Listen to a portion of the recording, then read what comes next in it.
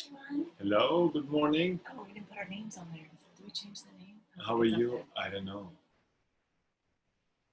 You didn't put the name down, yeah? Yeah, that one time it had the name up there. Welcome to Coffee with Walid and Karen, episode 3, I think it is. We may not have seen 2 yet, that was kind of hidden. But, today we have our coffees.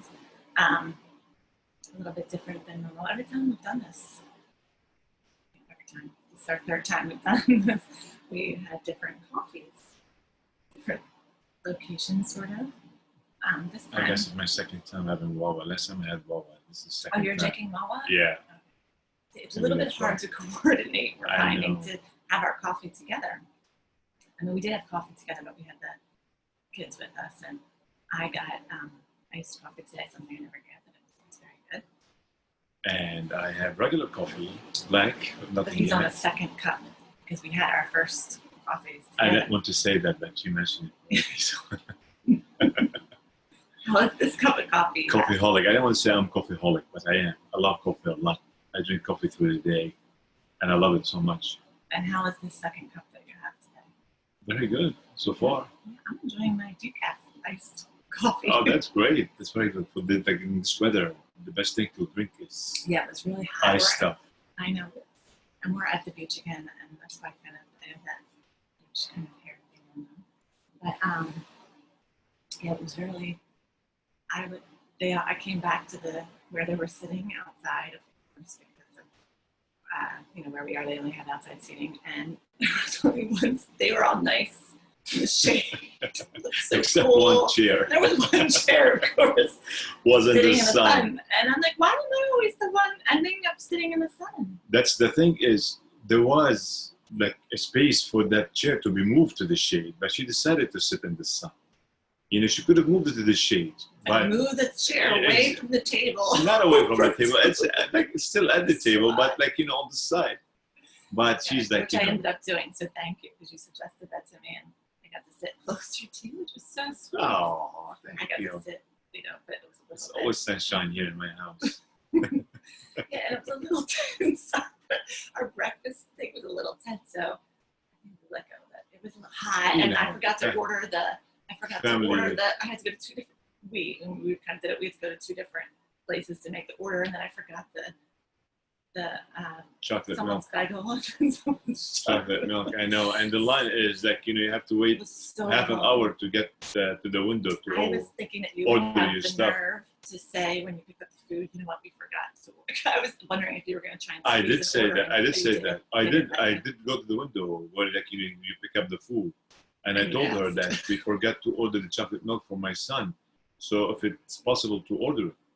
And she was like, yeah, no problem. Did you pay for it? I told them, no, I'll give you money. And she was like, hesitant. She just worked there. She doesn't know, like, if she's allowed or not. But I told her, I didn't want to put her in trouble or anything. So I said, I'll go back and wait on the line. And, I certainly would not have been complaining because you know what? I forgot and I gave my name Karen. So I was like, my God. there's no way How I'm going to about say. No, she said Karen, actually. When she I know, I when gave she my gave name. me, yeah. I forgot. But I loved the woman. We were getting on really well. And Oh, you had a She conversation really- with it her seemed like she was while they were like yes, I 100 created the people. line. I created the line on top of it because I totally forgot. There was a line behind me. When I got in line, there was It's no not- one in line. It's not She surprising. was talking to you. It's not surprising with Karen. She does that. She was talking to me. She was so sweet and very nice. And I Well, think it you was have mutual. that She look. seemed like me You have too. that looks that attracts people. They No. want to talk to you. She actually, we were talking about Sparky a little bit. Oh, So she was so sweet, and we did have a couple questions about our order. They were out of different bagels, and I was ordering for other people. I wasn't really sure what decision to make for them. So anyway, it was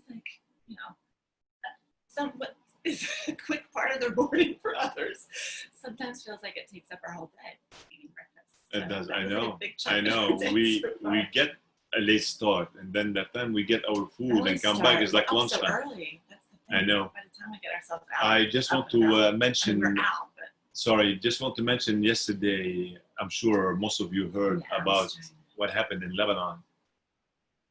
It was devastating, and it was so heart-aching. And it is about like a mile away where I used to live.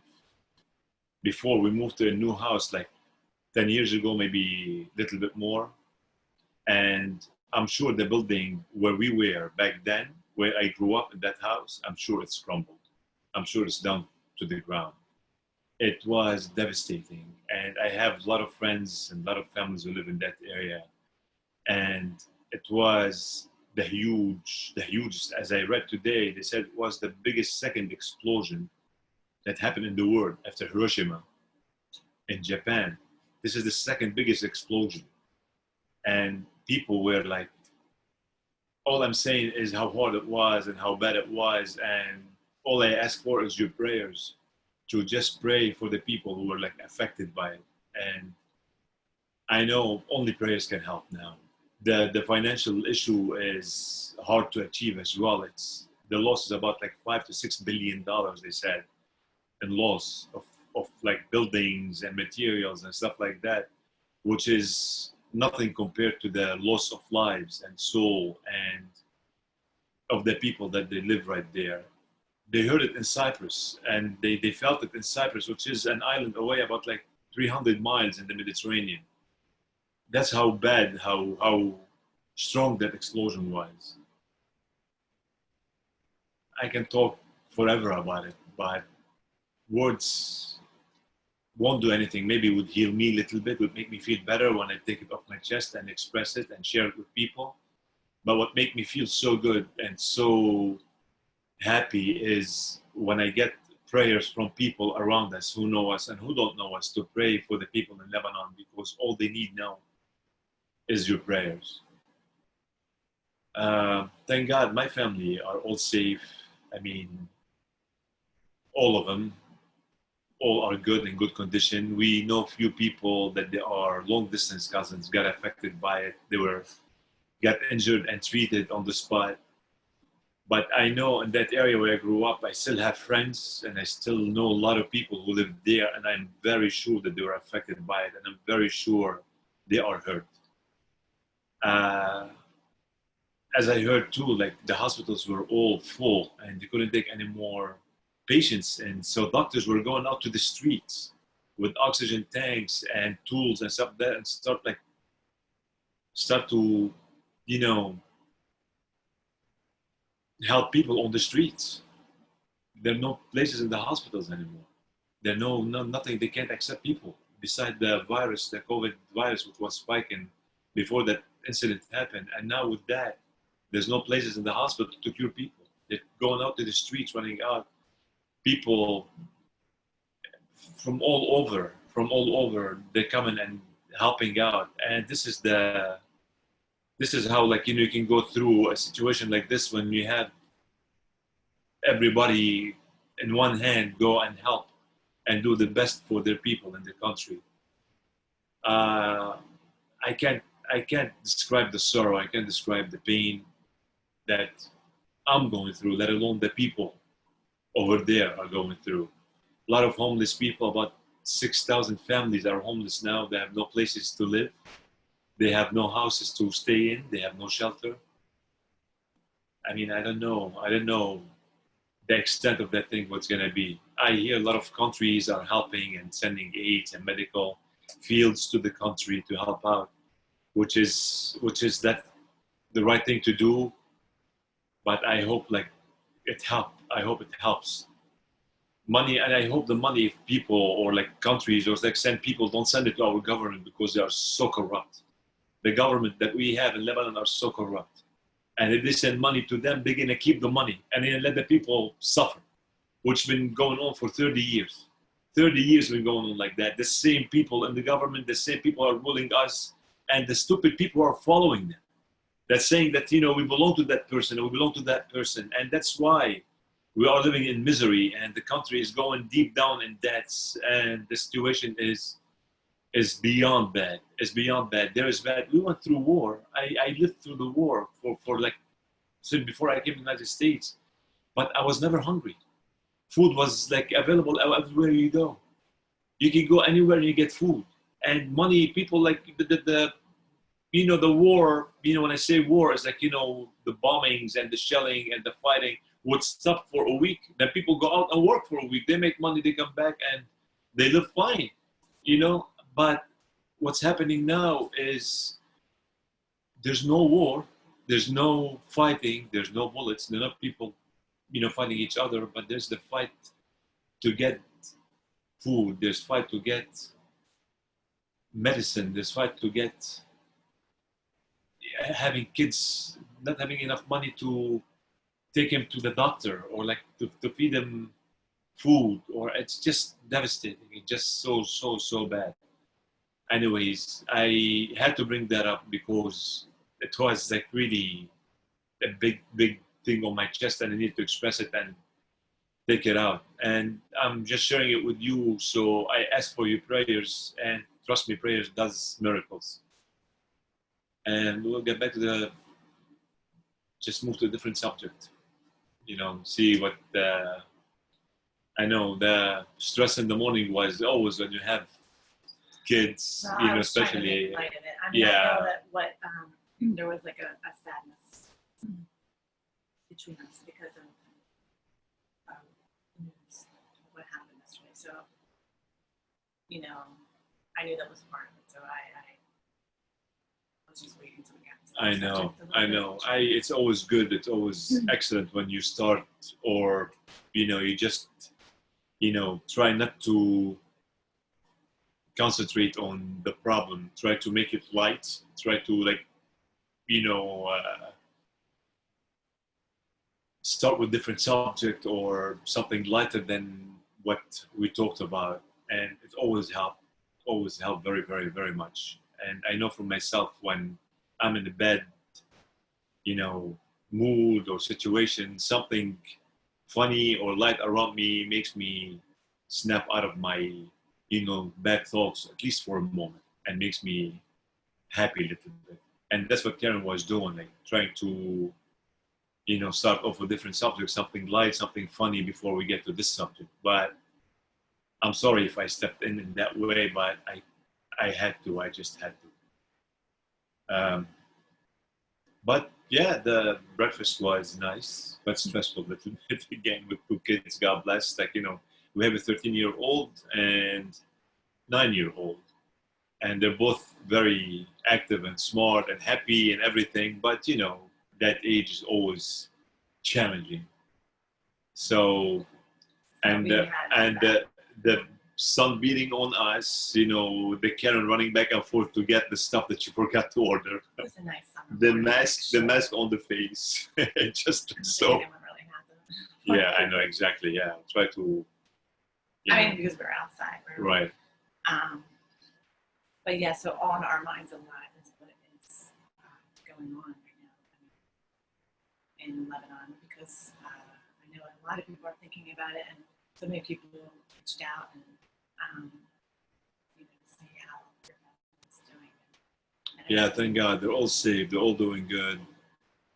They're very sad about what's going on because Lebanon is very small, and anything that happens, whether it's in the furthest part of the north part or the furthest part of the southern part, we know people. That's how small Lebanon is. We're connected to people. Everybody related to somebody, and everybody knows somebody. So when something happens, we're all affected by it because we are sure that we know somebody who's affected by it. That's how close the country, that's how small the country is. So that's why. Because when you first heard, I'm sure you weren't sure what exactly was.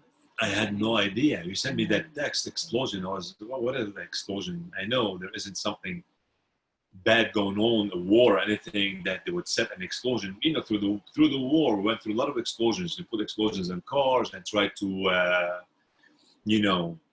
what's the word? I forget the word. Now my mind is so foggy that I want to express myself with words, but I can't find them in my mind because I'm very unsettled. So they tried to kill people who are like politicians and stuff, and that's why they set explosive in cars. I mean, we went through it.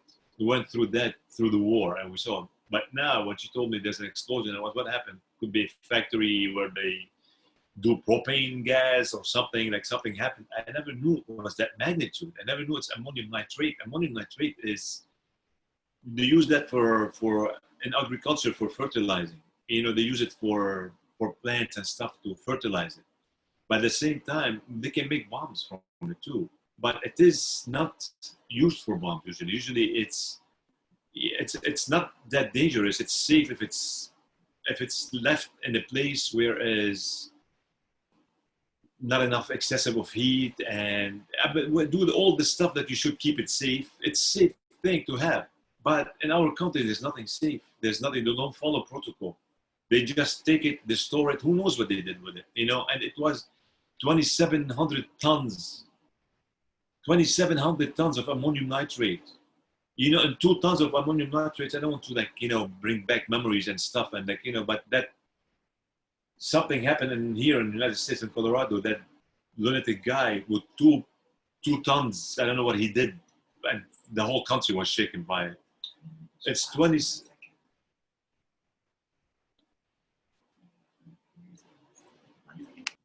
So with 2,700 tons of nitrate, imagine what could happen. The whole Beirut, it used to be the Paris of the Middle East. People love to go down and be there, like the nightlife, and it's all flat. It's all flat.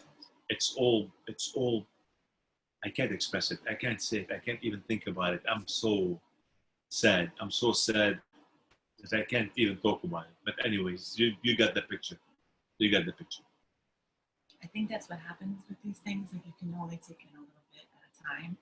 Like last night, I do think that there was a part of us, maybe, or maybe just me, that was like sort of in denial initially. But I was worried it was a big explosion. But then I kind of was trying to read from you, and I think me too. I got the impression that maybe it wasn't. Me so too. much. I didn't take it lightly. I didn't take it. So then I started not, and then I know you heard from your sister, and kind of quickly, and everything was, and they were all okay. So I just, and I know everyone is in and around Beirut, so I kind of thought maybe, and we had things going on at that time, so we weren't really fully.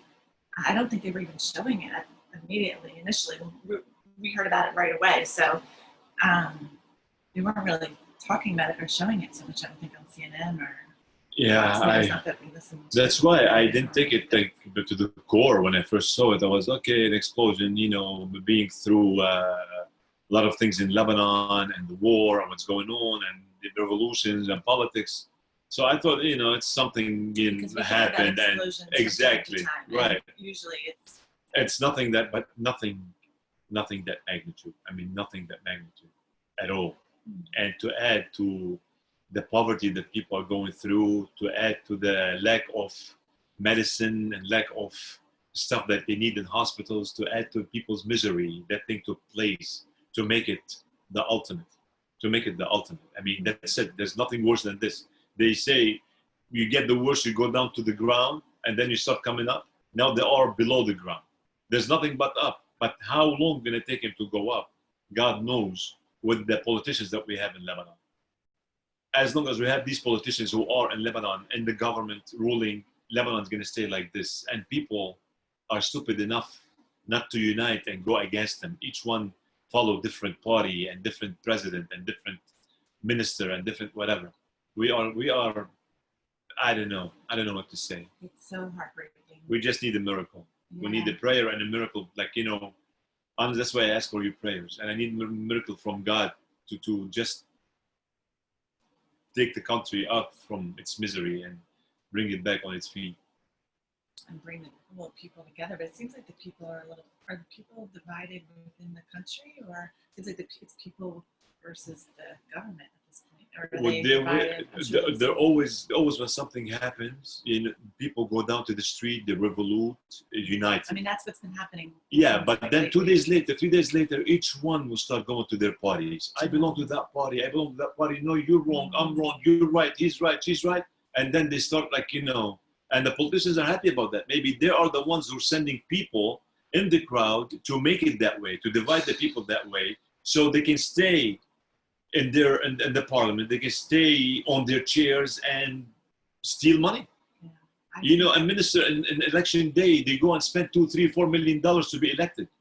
Who would spend $5 million to get elected? If I spent $5 million, because they know they're going to make it tenfold when they get elected from stealing. That's why. It's from corrupt. Our government is so corrupted. It's so corrupted that it's unbelievable. I don't think there's one clean person in the government. All of them are bad. All of them are bad. I hope, as tragic as things can be, often there's some good that comes out of things.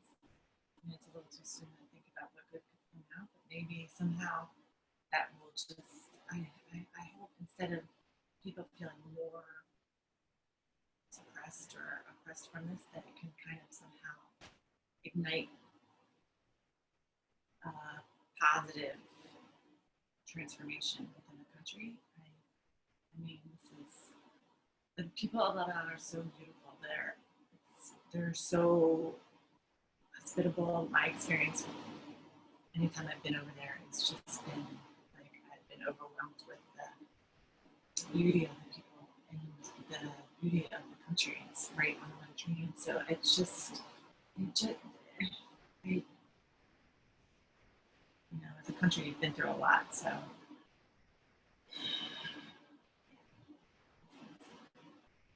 But, well, that's a big thing on our minds because these whole families over there, so we're always thinking about Lebanon and our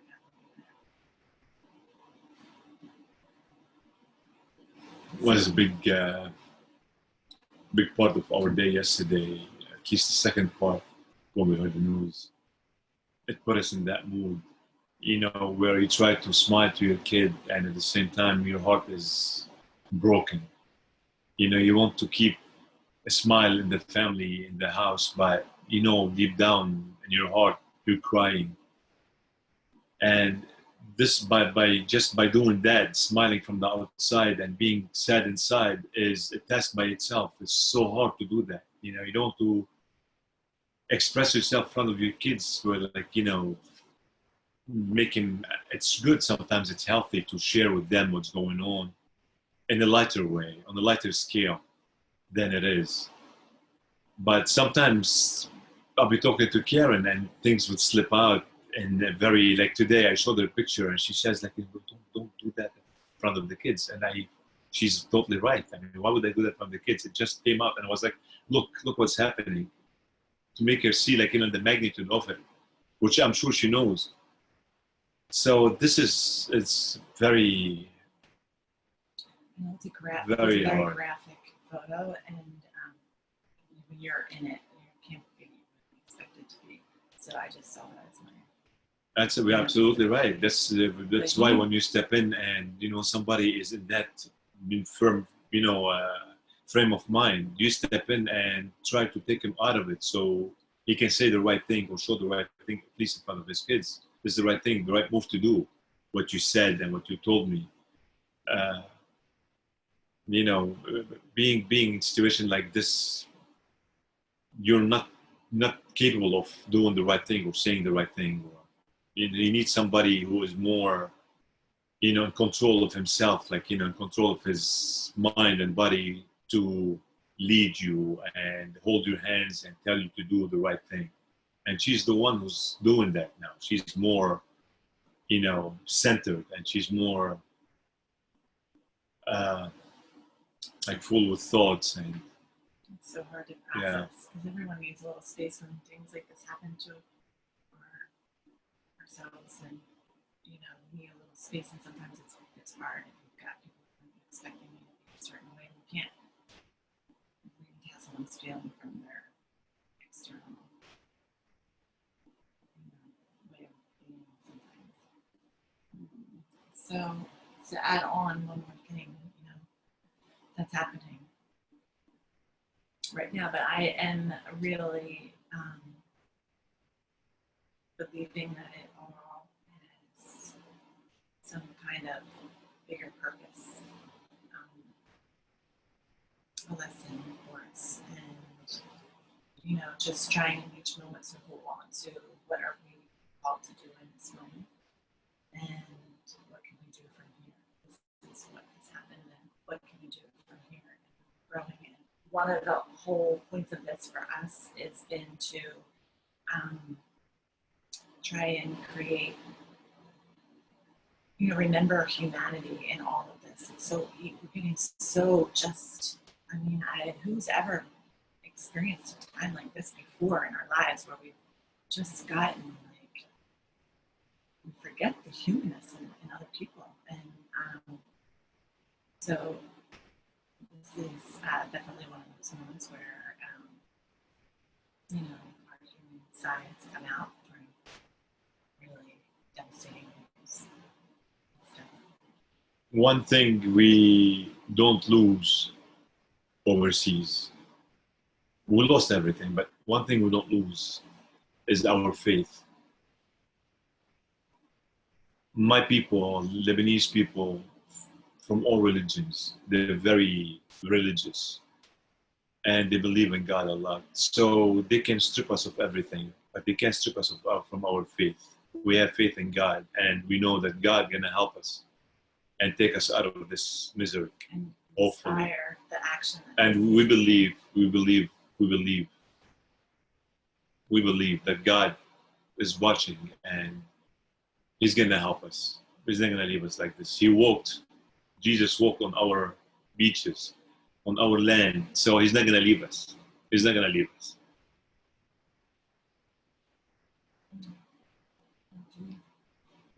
Coffee probably for today. I know. Well, you have a good day, and we need your prayers. Bye.